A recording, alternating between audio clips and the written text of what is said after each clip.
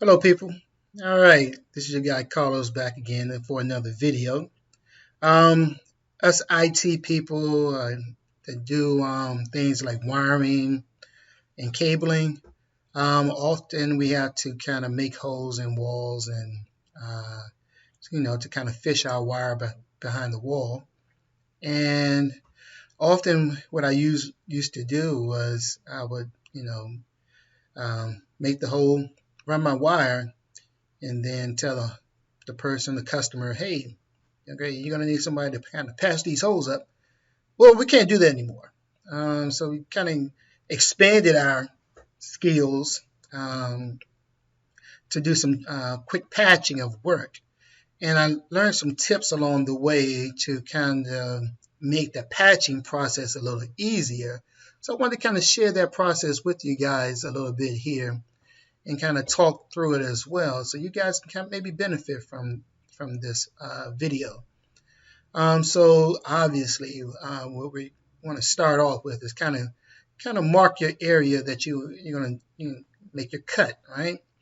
But what I'm doing here is one thing you want to do, which I'm not doing here, but just make particular note: use a pencil.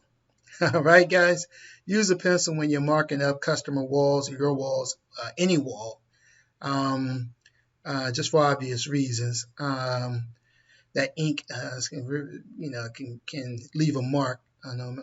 So proper way, use a pencil. Next thing I'm doing is I'm taking my knife and making my cut. However, I'm not doing a direct cut into the wall. I'm kind of angling my knife here at a 45-degree angle because I want to reuse this same drywall as my patch. So I'm going over a few minor light incisions into the wall at a 45-degree angle, okay? And then I'm going back over, just kind of speeding up the video because you guys don't need to watch me make several cuts, right? But the point is, make it at an angle, a 45-degree angle. Now, what you guys see is my hole I created, or incision I created. It's at an angle. You guys can kind of see that angle inside as well. How uh, the cutout I made has a little bit of an overlap, which is perfect. You see that right there, guys? You see that? That's perfect, that we want to use to relay over top of this hole once we're done.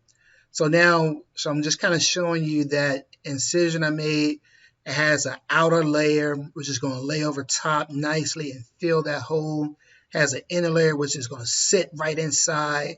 So I'm going to kind of continue to cut inside because at the end of the day, we need a hole, right? So what I'm doing is taking my knife, smoothing the areas. I am just making sure my cutout fits nicely on top of that hole. And now I'm going further into the drywall to create the hole. I am literally cutting out that inner area, just the inner area, the inner square, to make the actual hole. Okay, guys? So that's the most important part of this, right? Because we got to get inside that hole because we got to fish our wire. We got to find our wire. But the most important part of this video is that we did it at an angle. So I'm showing you kind of a more closer look of what that incision looks like. And I'm just taking my finger because I'm just going to kind of poke it in and get to what we need to have. A nice hole that I can see my wire, get my wire, run my wire, and that's what we need. You see the angle there, the angles here that we made. That's the most important part of this video, guys. Don't go directly into the drywall. Cut it at an angle so you can reuse the cutout.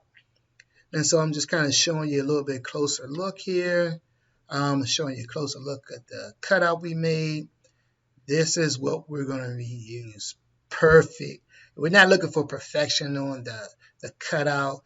We just want to have some pieces of the drywall still remaining on that cutout. So when we put that drywall back in, it lays perfectly. See that? It's perfect.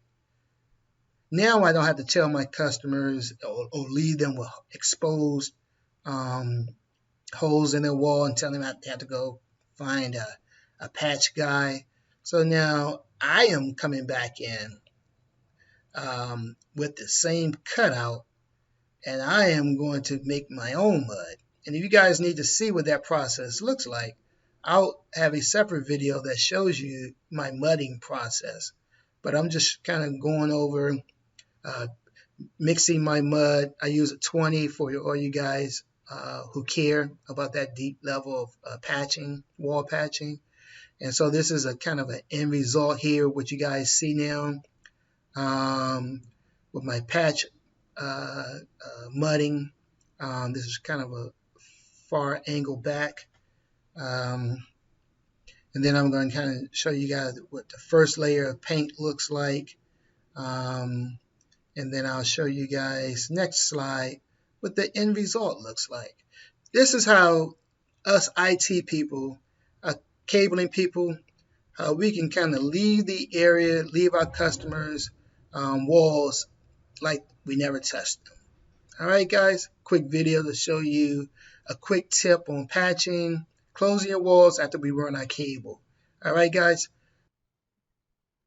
Don't forget to like, comment, and subscribe. Talk to you later.